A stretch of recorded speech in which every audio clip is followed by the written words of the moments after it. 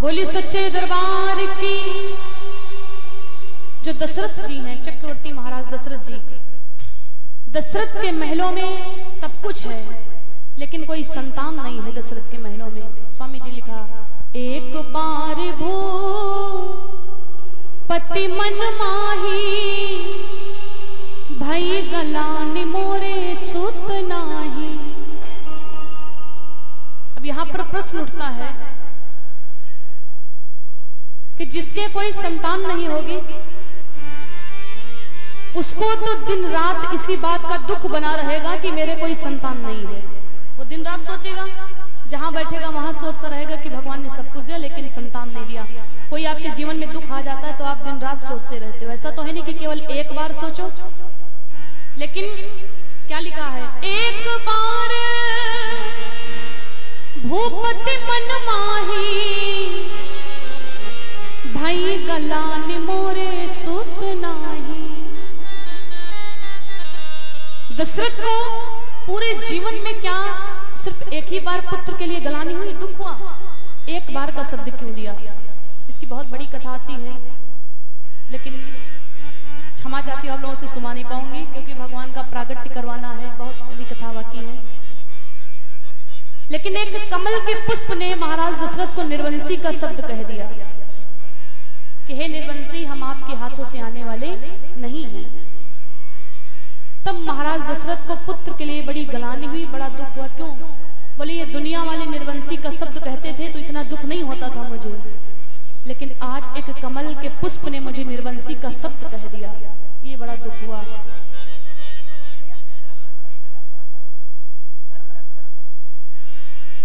दशरथ को बड़ी गलानी हुई और दशरथ गए हैं कैकेयी के भवन में। फूट फूट करके महाराज दशरथ जी रोने लगे।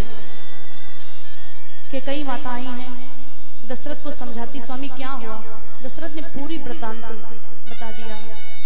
हे रानी, क्या मैं इतना बड़ा अभागा हूं कि मेरे एक संतान तक नहीं है, कोई पुत्र नहीं है?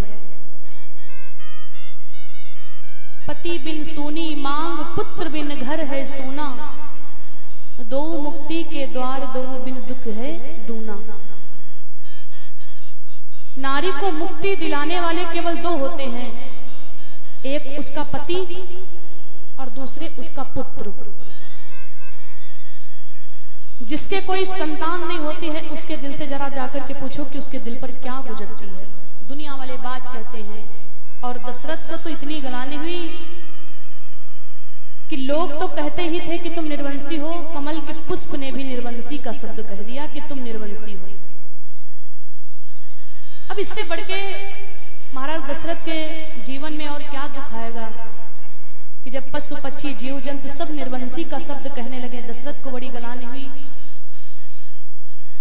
कैकेयी माता ने बहुत समझाया कि महाराज आप क्यों व्याकुल हो, ये जितनी प्रजा है पूरी प्रजा आपके पुत्र के ही समान है और आप पुत्रों के लिए चिंता करते, ये कोई थोड़ी अलग की थोड़ी ना है। किसी को पुत्र मान लो, किसी को गेद ले लो, लेकिन सब था राजा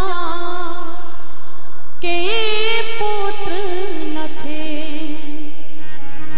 दत्तक भी कोई लिया नहीं, सब था राजा के पुत्र न थे।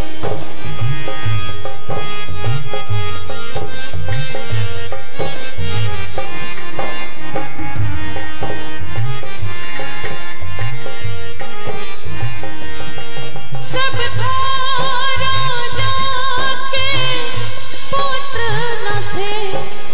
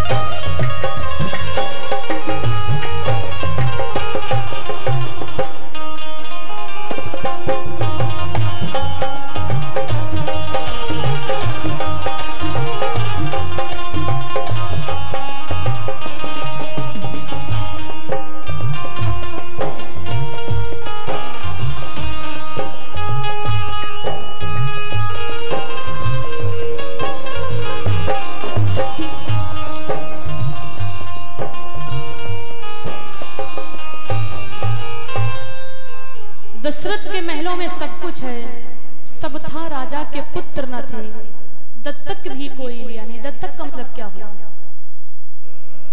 दत्तक का मतलब ये हुआ जैसे कोई भाई के कोई संतान नहीं होती है तो वो किसी के बेटे को अपने गोद ले लेते हैं, कि हम उनकी सेवा करते हैं, बचपन से ही ले लेते हैं, जब बड़ा हो जाता विवाह करते हैं और बाद में पूरा अपना धन दौलत उसी को सौंप देते, इसे दत्तक कहते हैं।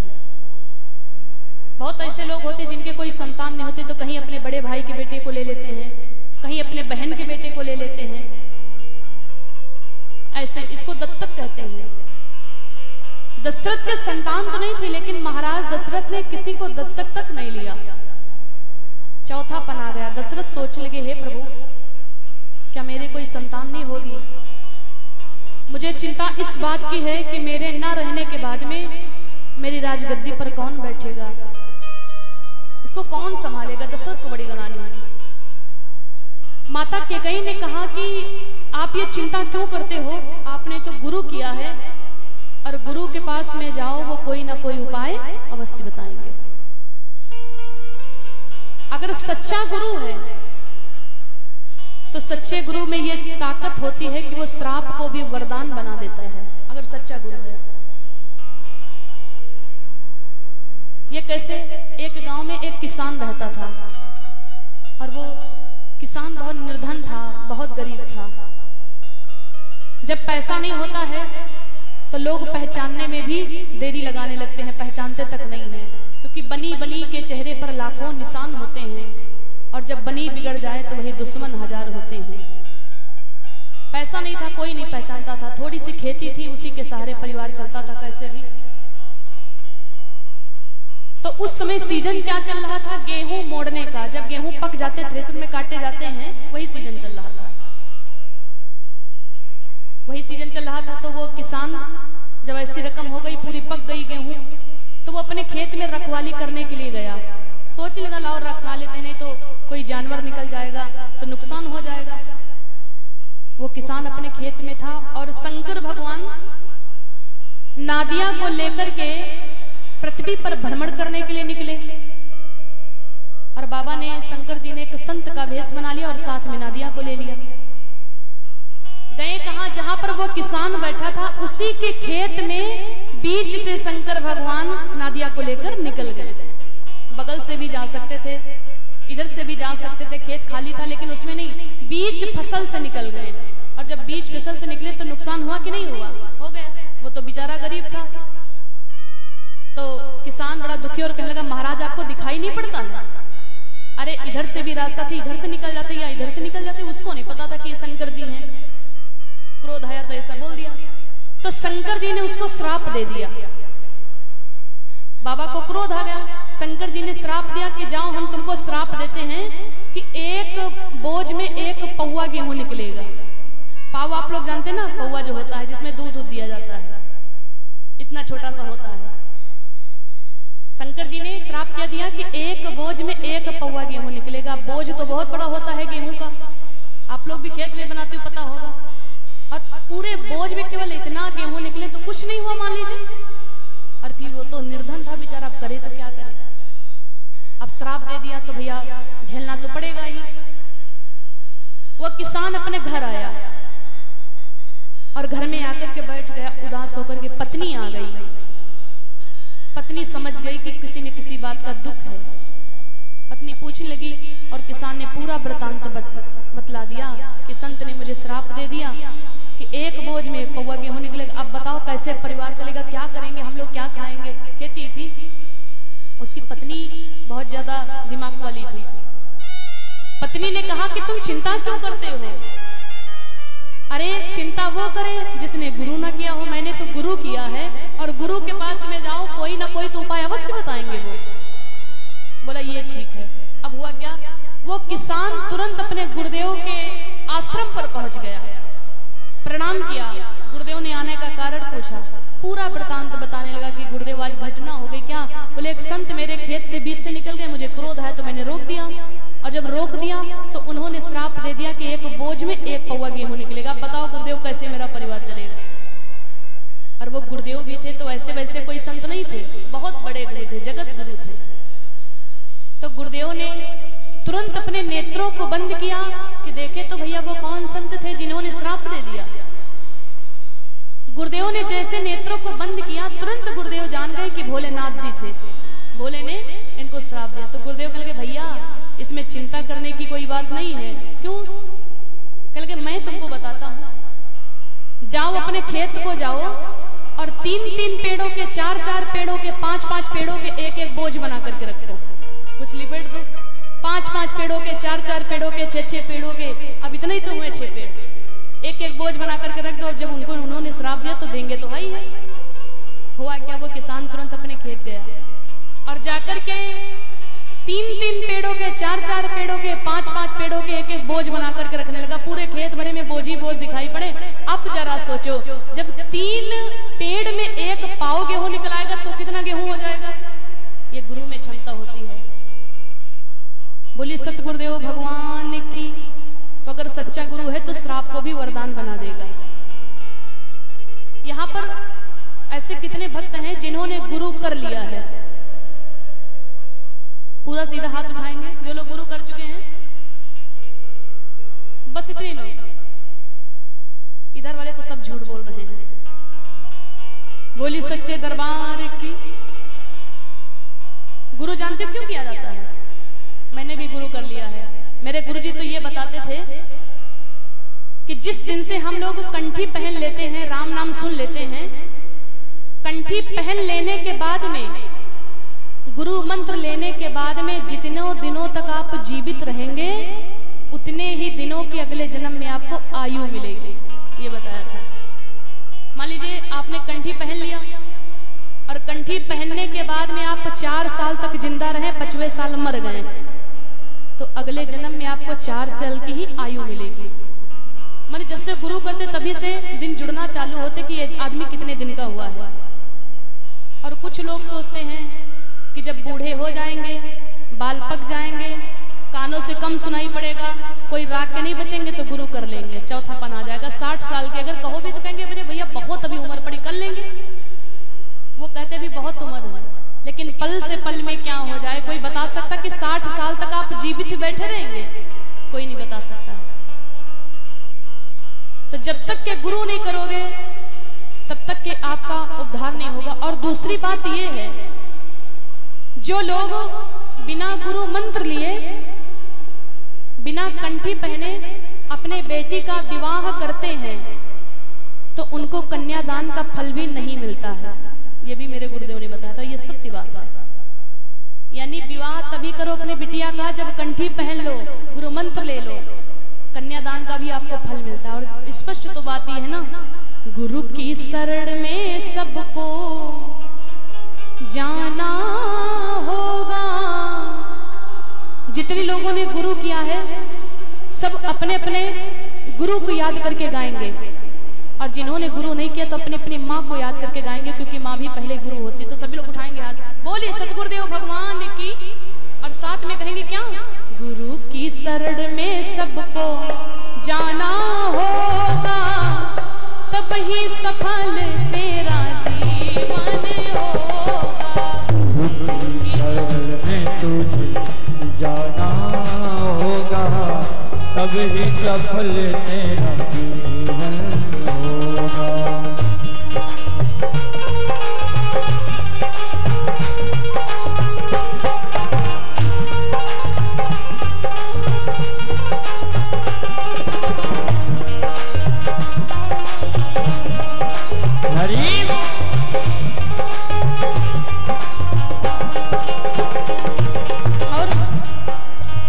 बालापन खेल तूने जाने में सब खोयो है।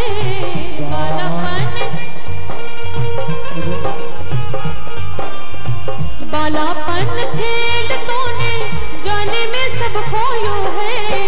माया के चक्कर में पड़ के सब कुछ भूलो है। वो माया के चक्कर में पड़ के सब कुछ भूलो है। बिना गुरु मंत्र लिए यहाँ तो बच जाओगे, लेकिन वहां नहीं बच पाओगे।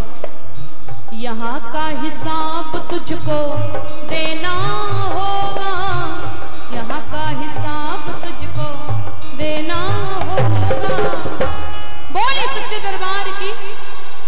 अब कंजूसी मत करेंगे, सभी लोग उठाएंगे हाथ बिल्कुल सीधे, कोई भी कंजूसी मत करे।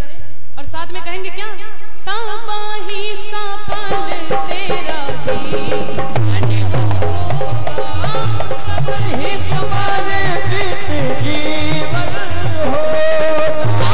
गुरु की शरण में सबको जाना होगा, गुरु की शरण में सबको जाना होगा, तब ही सफल तेरा जीवन होगा, तब ही सफल तेरा जीवन होगा, तब ही सफल तेरा जीवन होगा, तब ही सफल बोली श्री रामचंद्र भगवान की।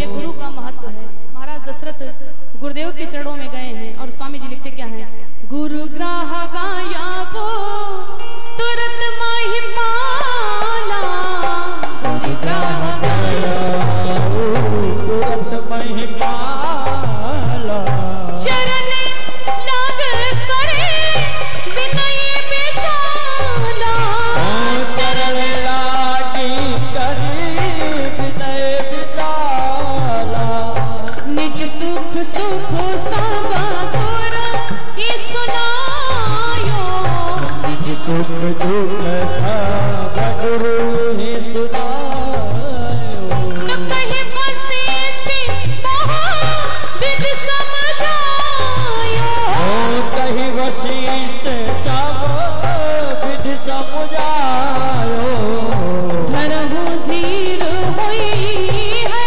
सुतचारी, धीर हुई मैं दुर्चारी, त्रिभुवन विदित भगत भयहारी, त्रिभुवन भगति भयहारी। दशरथ जी गुरुदेव के महल में गए हैं।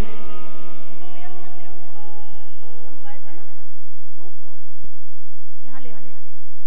गुरु ग्रह गए वो तुरंत मही पाला। दशरथ जी गए हैं और गुरु वशिष्ठ के चरणों को पकड़ करके फूट फूट करके रोने लगे।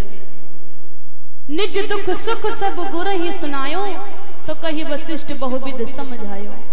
दशरथ ने सब कुछ बता दिया। गुरुदेव इतना बड़ा मैं अभागा, इतना बड़ा मेरा दुर्भाग्य कि मैंने 3 विवाह कर लिए कि मेरे घर में अब तो कोई बेटा होगा, लेकिन एक संतान मुझे नहीं प्राप्त हुई। गुरुदेव मैं क्या करूं, मेरे कुछ समझ में नहीं आता है। दशरथ से गुरु वशिष्ठ ने कहा, बेटा थोड़ा सा सब्र करो, धैर्य रखो। क्यों धरहु धीर होई है सुतचारी, त्रिभुवन विदित भगत भाई हारी। अब चिंता लेने की बात नहीं है, थोड़ा सा धीरज तो रखो और तुम्हारे महलों में एक संतान नहीं बल्कि 4 पुत्रों का प्रागट्य होगा। श्रृंगी ऋषि को बुलाकर के पुत्र काम के लिए शुभ यज्ञ कराया गया। क्यों? बोले जो काम किसी चीज से नहीं होता वो काम यज्ञ करने से हो जाता, यज्ञ अनुष्ठान करने से हो जाता है। कहीं पर हवन हो रहा हो, ना ज्यादा हो सके तो 5 आहुति ही डाल दो देवताओं के नाम से, बड़ा पुण्य मिलता है। यज्ञ हुआ है और यज्ञ संपन्न होने के बाद में अग्नि देवता अपने हाथ में खीर का प्रसाद लेकर के उत्पन्न हो गए। बोली सच्चिदानंद भगवान की। अग्नि देवता अपने हाथ में खीर का प्रसाद लेकर के प्रकट हुए और कहने लगे, दशरथ ये प्रसाद जाकर के आप अपने 3 रानियों को खिला देना। ये खीर का प्रसाद नहीं बल्कि पुत्र होने का प्रसाद है, और तुम्हारी 3 रानियां जब इस प्रसाद को ग्रहण कर लेंगी, इन प्रसाद के द्वारा ही तुम्हारे घर में पुत्रों का प्रागट्य होगा। दशरथ जी बड़े प्रसन्न हुए। जरा कल्पना कीजिए, जिसके कोई संतान न हो और उसे पता चल जाए कि मेरे 4 पुत्र होंगे तो खुशियों का ठिकाना नहीं होगा। दशरथ जी चल देते वहां से और जल्दी जल्दी गए हैं। वितरण कैसे करते हैं? अर्ध भाग्य कौशल्य ही दीन है, उभय भाग्य आधे कर ली।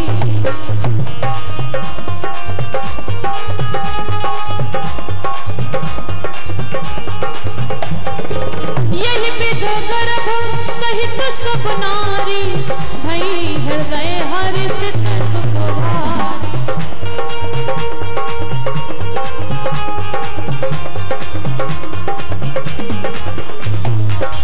प्रसाद नित्य हरि गर्भ ही आए, सकल लोक सुख संपत्ति पाए।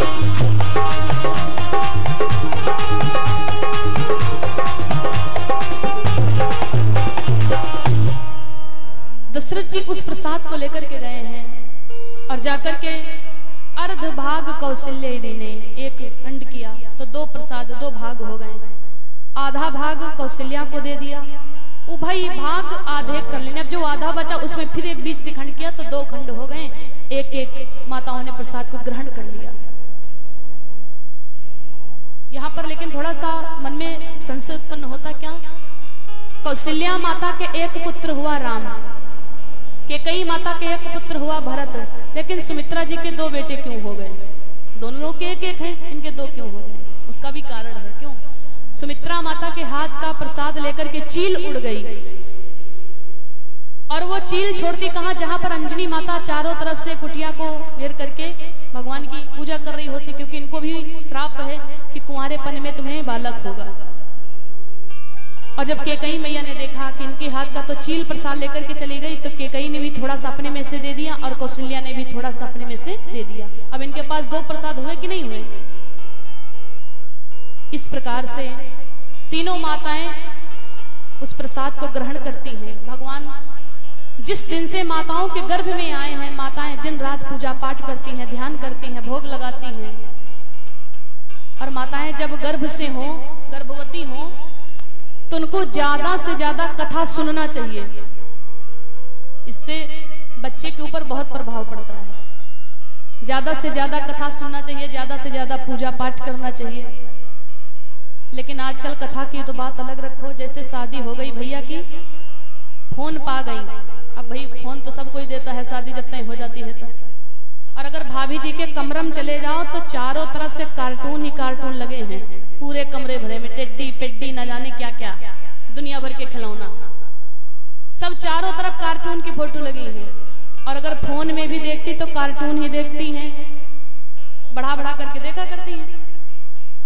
फोन में तो कार्टून, कमरे में तो कार्टून, हर समय कार्टून, तो होने वाले संतान भी कार्टून ही पैदा हो जाएगी, आराम नहीं आएगी। इसलिए पूजा पाठ करो ज्यादा से ज्यादा।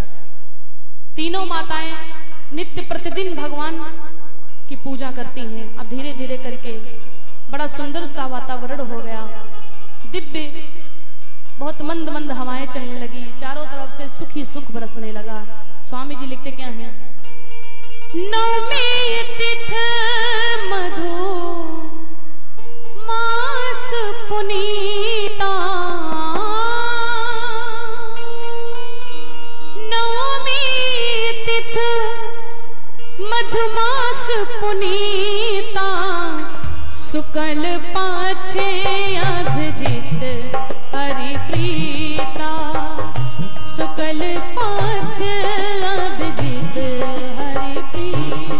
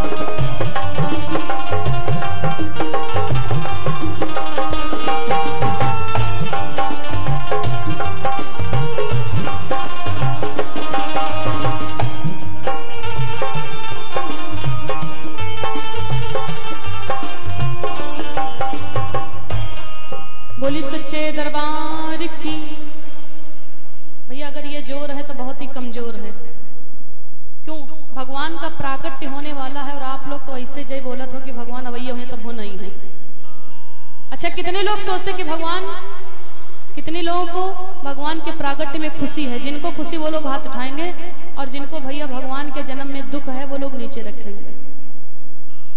कितना खुशी है? 50 ग्राम, आधा किलो, 1 किलो, 2 किलो, कितना खुशी है? 2 किलो। बोली श्री रामचंद्र भगवान की। जिसको जितनी तेज खुशी है उतनी तेज वो बोलेगा। बोली अयोध्या धाम की जय हो, बोली जानकी मैया की जय हो। धीरे धीरे करके बड़ा विचित्र वातावरण हो गया। 9वीं तिथि है, मधुमास पुनीता।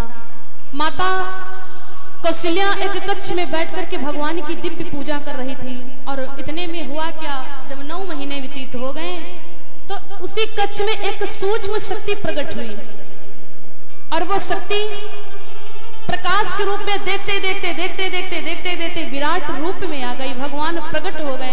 बोली राजा रामचंद्र भगवान की, बोली अयोध्या धाम की। कौशल्या के भवन में प्रकट हो गए, और हमारे चाचा जी, मुख्य यजमान जी, आप आ जाइए। भगवान का प्रागट्य होने जा रहा, आप कुछ बधाई के रूप में अर्पित करें, और जितनी माताएं, जितने भक्त, सब लोग अपने स्थान पर बैठे रहेंगे। आप सभी के समक्ष में राजा रामचंद्र जी आएंगे। आपकी जो भी श्रद्धा होगी, 10, 5 की, 20 की, 50 की, 100 की, आप वहीं से न्यौछावर करेंगे। तो चाचा जी आ जाइए, विलंब मत कीजिए, आ जाइए भाई, देर मत, कुछ बजाइए, कुछ बजाओ।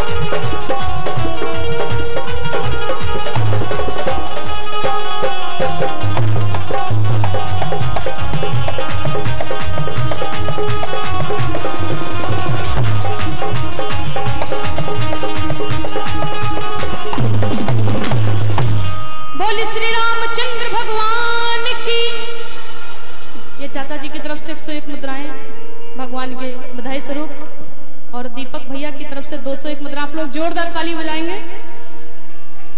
भगवान के जन्मोत्सव में बधाई दान।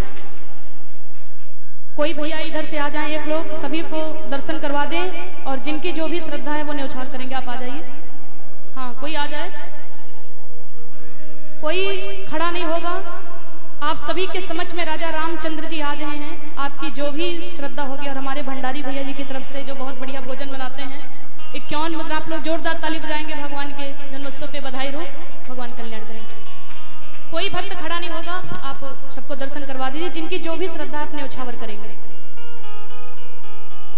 माता कौशल्या के कक्ष में भगवान का जब प्राकट्य हुआ है, तो स्वामी जी लिखते क्या है, सुर समूह बिनती करी पहुँचे निज निज धाम, जग निवास प्रभु प्रगटे अखिले लोक विसराम।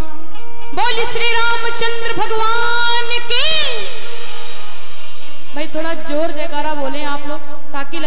कुछ है। बोली अयोध्या धाम की जय हो।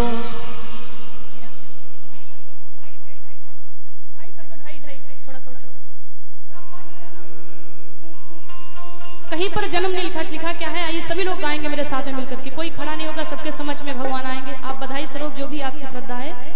भय प्रगट कृपाला दीन दयाला कौशल्या हितकारी। भय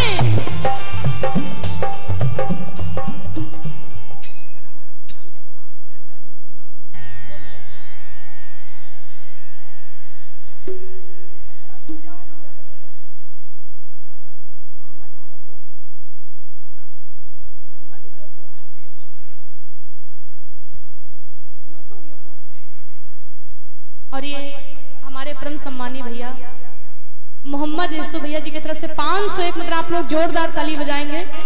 भगवान के प्रागट में स्पेशल बधाई दान दिए हैं।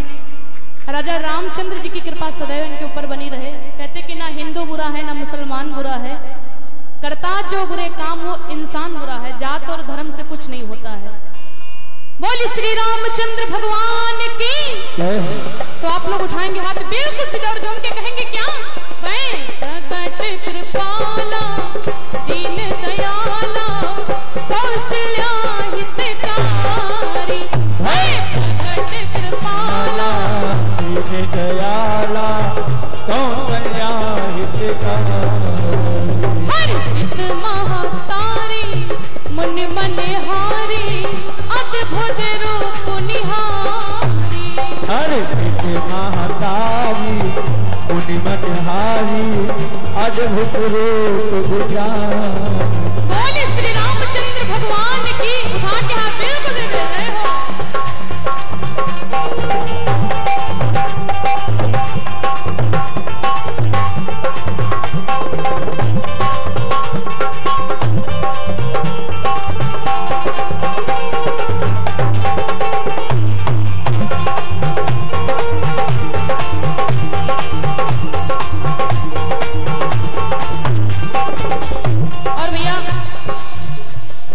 देख रहे तो तालियां बंद नहीं होनी चाहिए।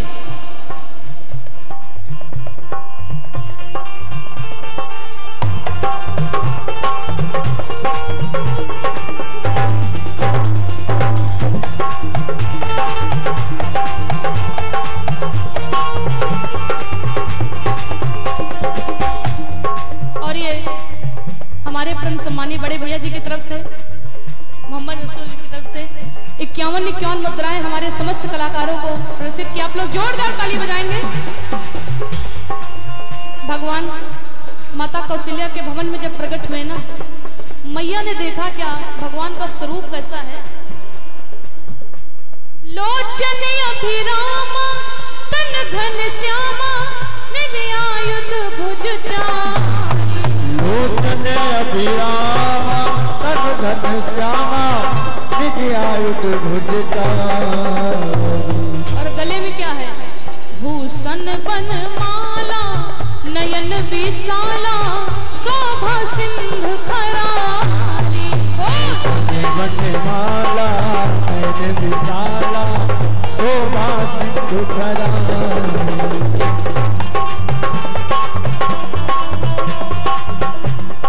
पल्लू लटके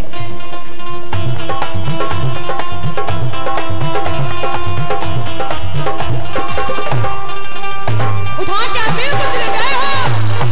हरि बोल।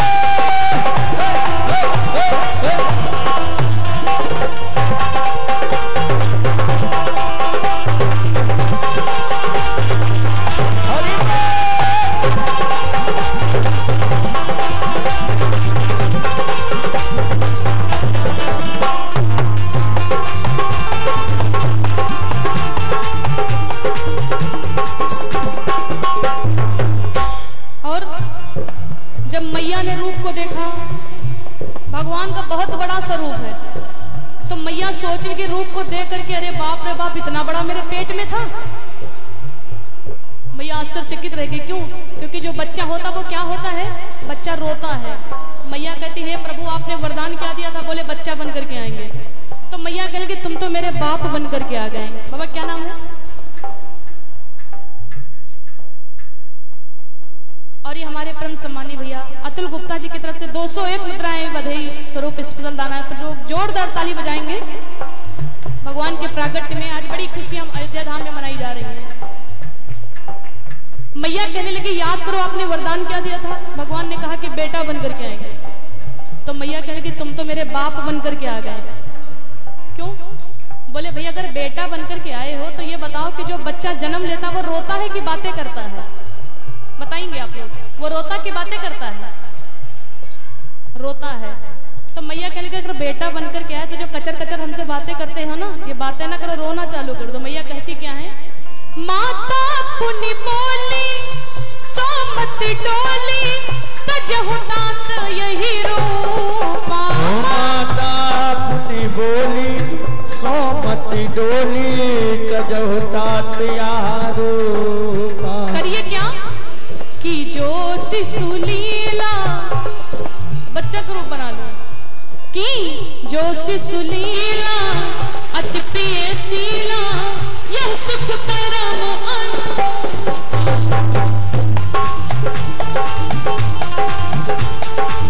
यह सुख परम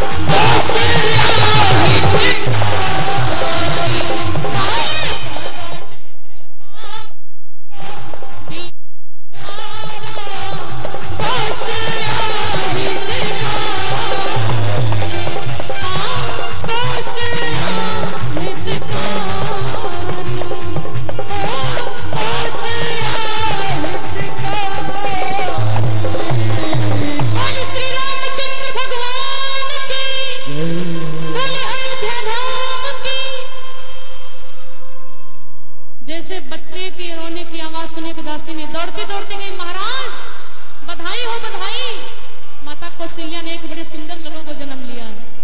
और जैसे दशरथ ने इस बात को सुना, दशरथ इतना प्रसन्न हुए। दशरथ पुत्र जन्म सुन काना, मानो ब्रह्मानंद साना। भैया बस में दिल बैठ जाएगा मेरा। बोली सच्चे दरबार की। अब कुछ रख लो भगवान के विवाह के लिए। आइए अब सभी लोग मेरे साथ में मिलकर के झूम करके बधाई गाएं।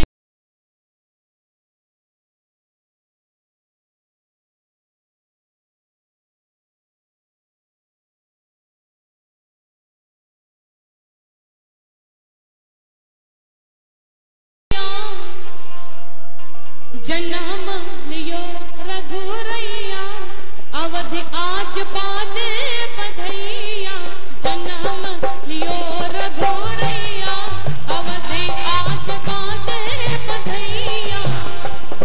लियो रघुरैया, अवधि माँ बाजे बधैया।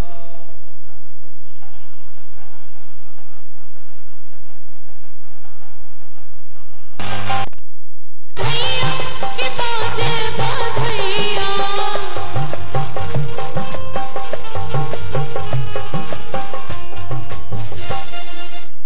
जो न बजाएगा राम जी के भजनों में ताली, तो उनको दुल्हन मिलेगी काली। समझ लेना, कंजूसी मत करो। बोले सच्चे दरबार की। तो सब लोग उठाएंगे हाथ और कहेंगे क्या? जन्म लियो रघुरैया, अवधि आज बाजे बधैया।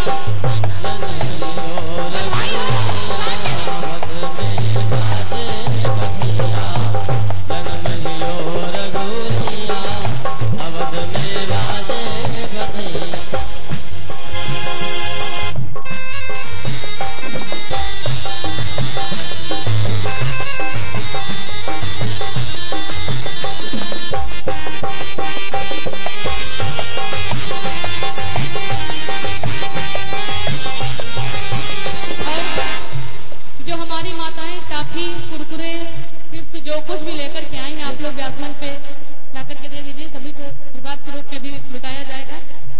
इतना सब लोग प्रसन्न हैं कि कोई तो लुटावेला आन धन सोनावा, कोई तो लुटावेला आन धन सोनावा। महाराज दशरथ इतना धन लुटाते कि पूरी अयोध्या की जितनी डगरे हैं ना, सब में सोना, धन, हीरा, मोती नजर आ रहा है। कोई तो लुटावेला आन धन सोनावा, कोई तो लुटावे आन धन सोनावा। आन धन सोनावा, आन धन सोनावा। आन धन सोनावा, आन धन सोनावा। कोई तो लुटावेला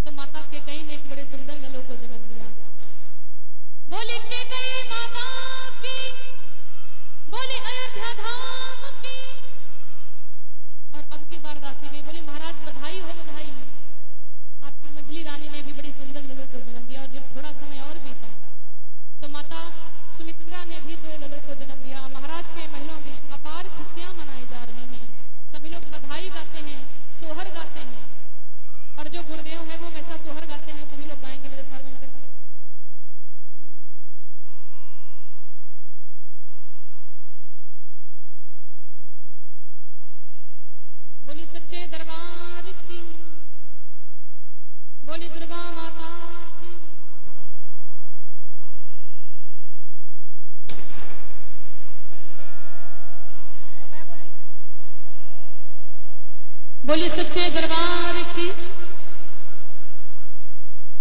जो गुरुदेव लोग हैं वो गाते हैं,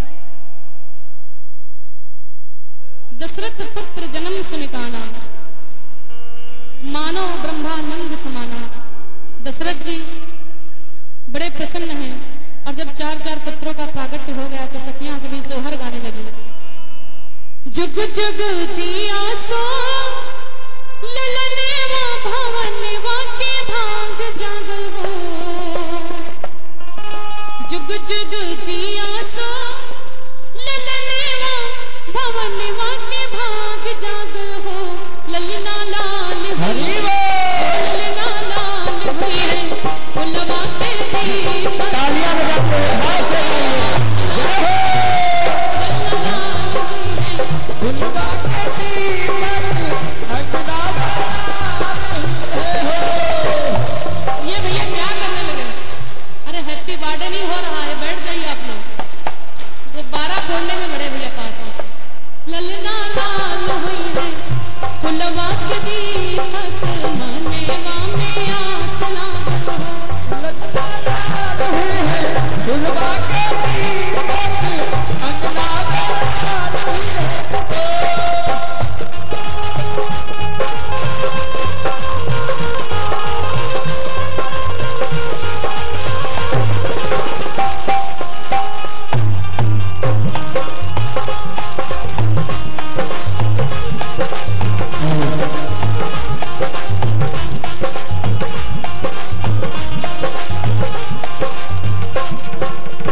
सास सुहागिन बड़ी भागिन, अनधन लुटावेल हो।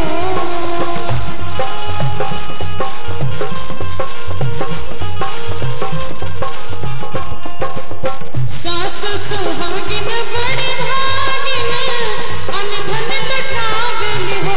ललना दीदिया के, ललना दीदिया के, होरिला चाला मोली होरिला बड़ा सुंदर हो।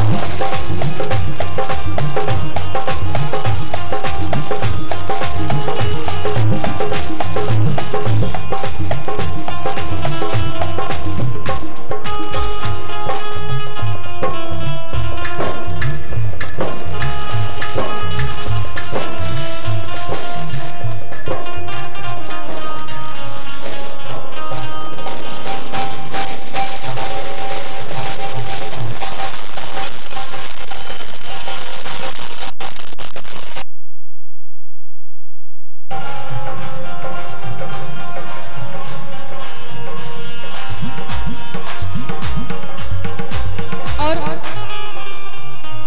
महाराज दशरथ के महलों में भीड़ लग गई।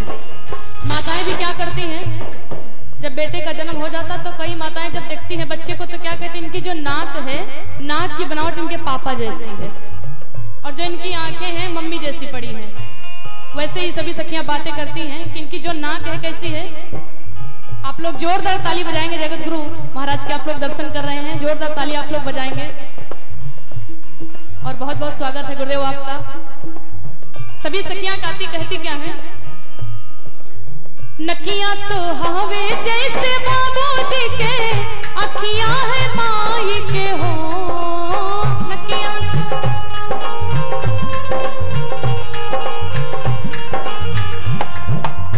नकियां तो हवे जैसे बाबूजी के, अखियां है माई के हो।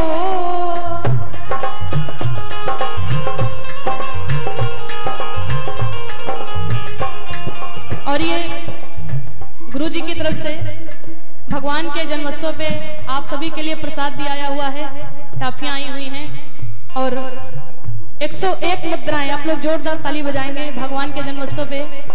और मैं यही प्रार्थना करूंगी कि आप लोगों का आशीर्वाद, आप सभी गुरुजनों का ऐसे सदा हम लोगों पे बना रहे। नकियां तो हवे जैसे बाबूजी के, अखियां है माई के हो।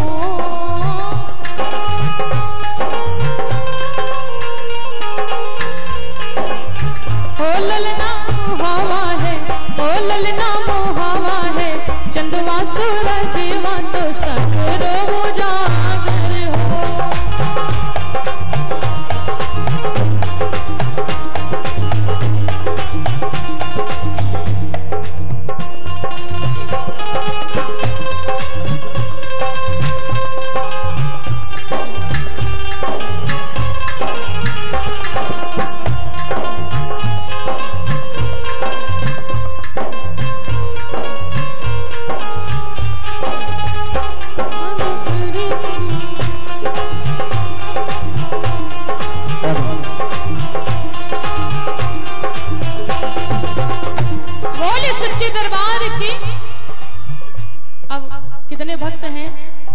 भगवान श्री बांके बिहारी जी के दर्शन करना चाहते हैं, जरा हाथ उठाकर बताएंगे।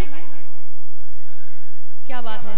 अभी आप लोग के समझ में राधा कृष्ण की बड़ी सुंदर झांकी आएगी, तो आइए सभी लोग मिलकर के राधा कृष्ण को बुलाएंगे एक लाइन में, और उसके बाद में बड़ी विचित्र कथी। नटखट बंसी वाले गोकुल के राजा, मेरी अखियां तरस रही अब तो आजा।